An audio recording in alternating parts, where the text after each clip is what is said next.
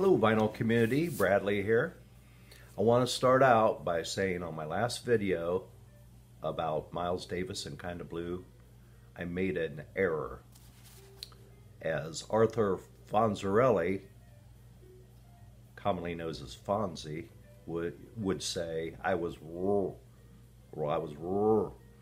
That's what I'm trying to say. I said that Blue Train by John Coltrane was released in 1959.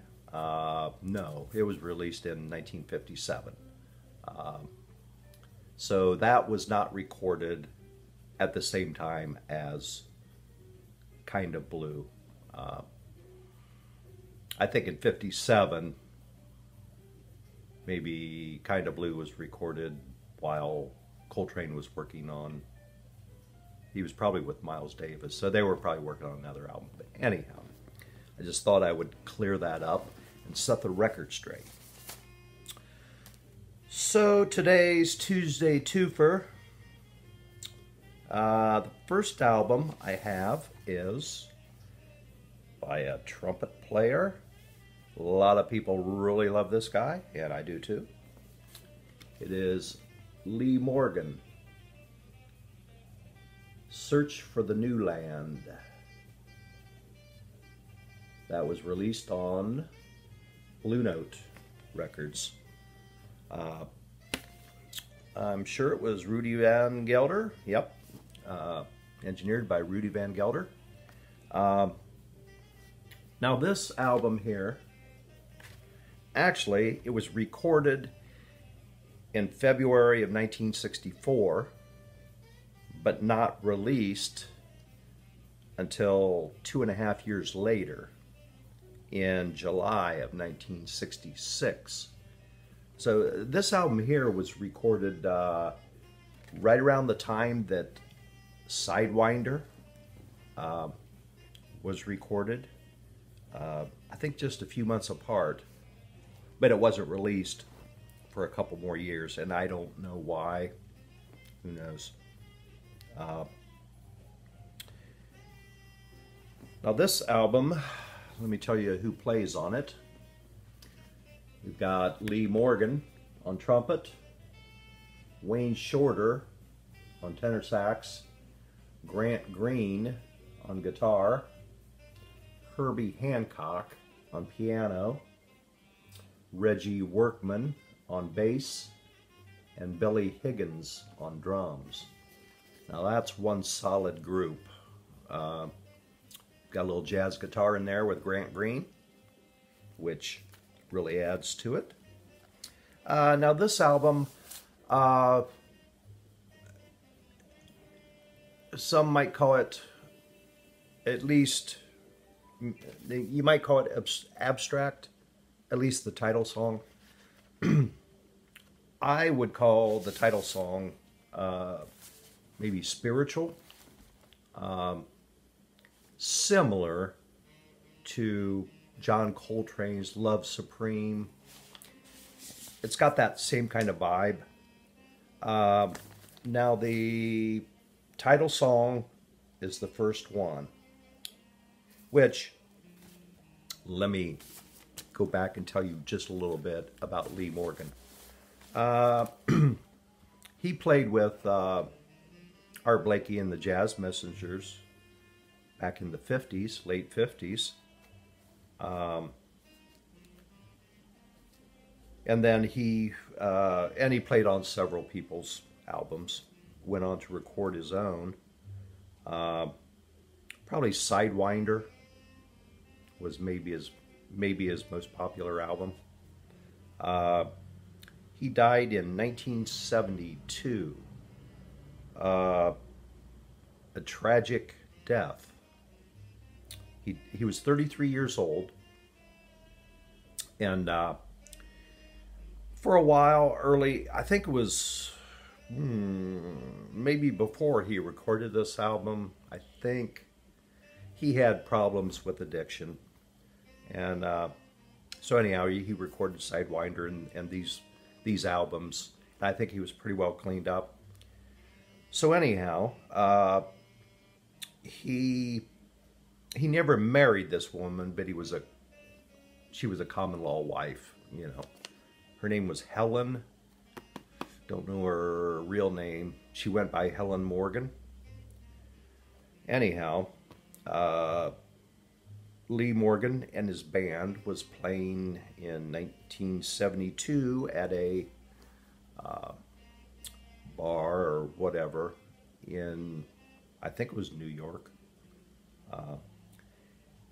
And I forget the real reason, but Helen shot Lee Morgan with a handgun right in the bar in front of everybody. I think it was during the winter, and they must have had a large snowfall, so it took the ambulances quite a while to get there, and by that time he had died. Now there's a really good movie on, right now they have it on Netflix. I think the name of the movie is called I Called Him Morgan, which is from Helen's point of view. She's actually interviewed in this documentary, and it's a very good documentary.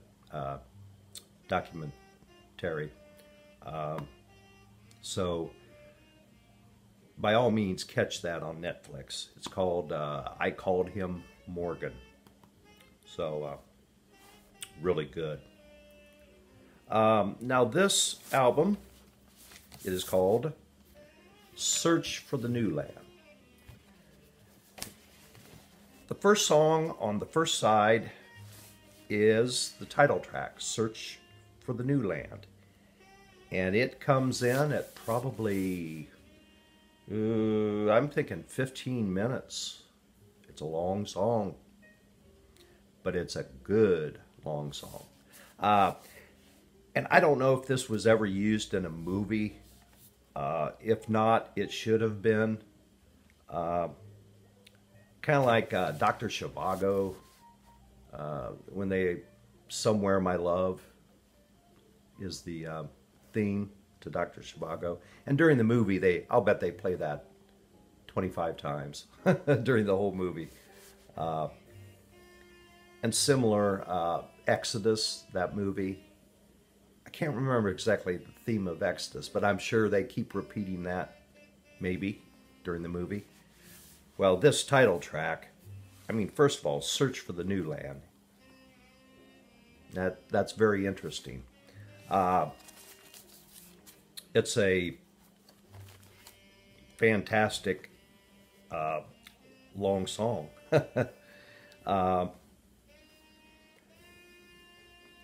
It's a little unusual. You know, most jazz songs, at least hard bop jazz songs, they will start out the song by setting up the melody. Okay, and then from there, they will go into the solos and maybe just go back to the melody very briefly and then switch back to another solo and so on. And then at the very end, they will switch back to the melody and kind of go through all that. Well, actually, this album, you know, it starts out, it sets up the melody, nice, peaceful. It truly sounds like, you know, Search for the New Land. So then, the first solo is Lee Morgan on trumpet. Okay, after his solo, they go back to the very beginning of the song and repeat that entire melody. Then they have the sax by Wayne Shorter, that solo. Then they go back to the very beginning, repeat that whole melody, and it has another, I think another one by Lee Morgan. And they keep doing this. The next solo is Grant Green on guitar. And after his solo, they go back completely to the very beginning of the song. And the last solo is piano, Herbie Hancock solo. And then they go back to the very beginning and finish the song up. Well, that's why it's 15 minutes long. But it's super song.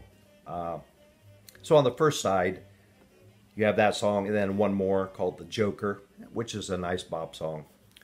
The B side of the album, it's good, you know. But the highlight of this album is the title track.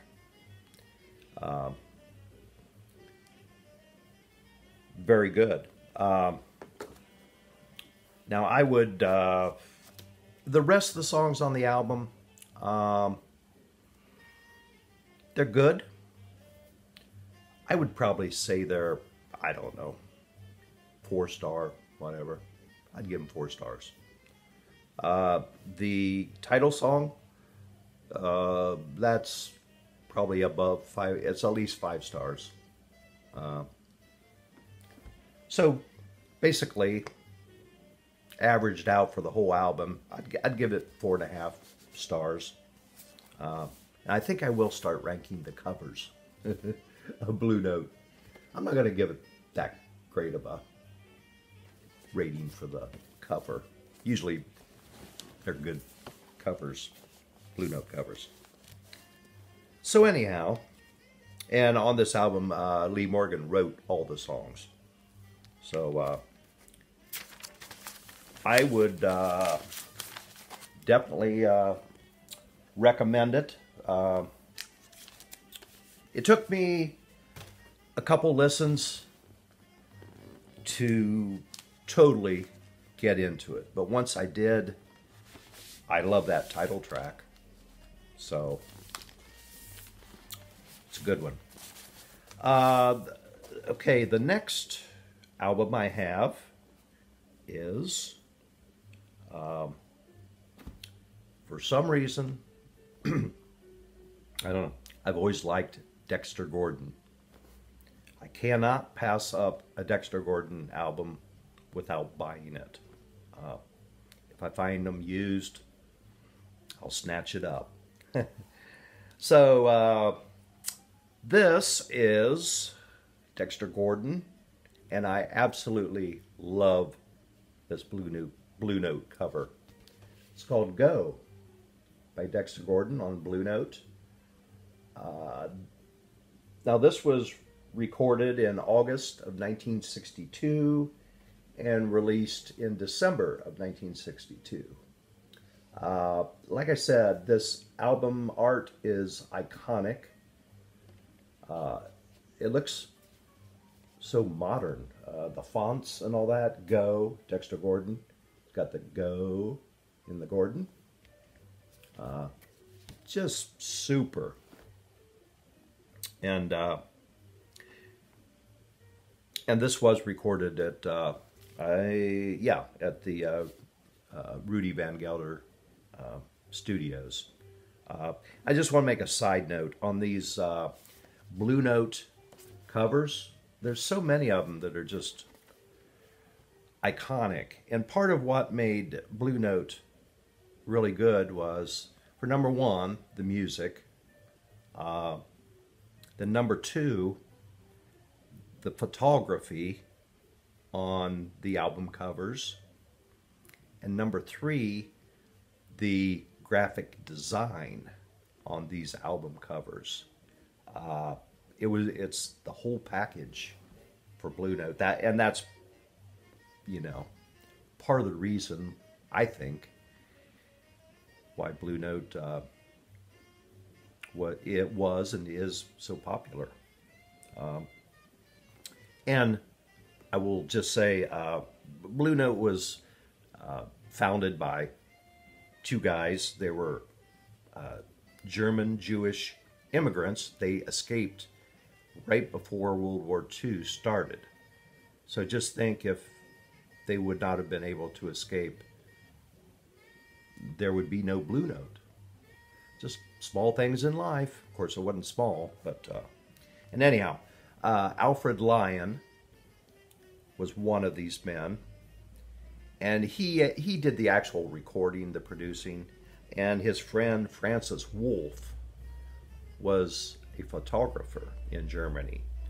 So all these pictures on these Blue Note covers are done by Francis Wolff, the other founder.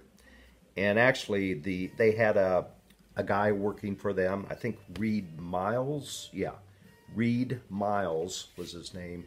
He did the designing of these Blue Note albums. So it's a complete package. I love it. Okay, so let's get on to Go. Brief history about Dexter Gordon. He was born, I think, in L.A. His father was a prominent doctor, black doctor. So he was raised in a stable, healthy household. As he got older, got into music. He did get into narcotics.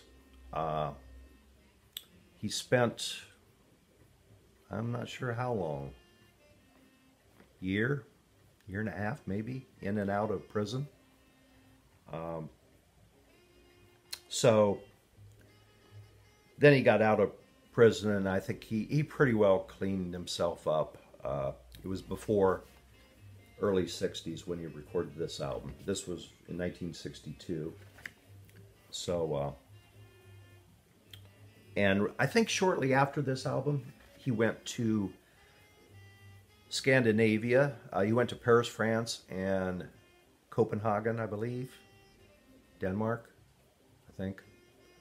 And he lived over in Europe for like 13 or 14 years until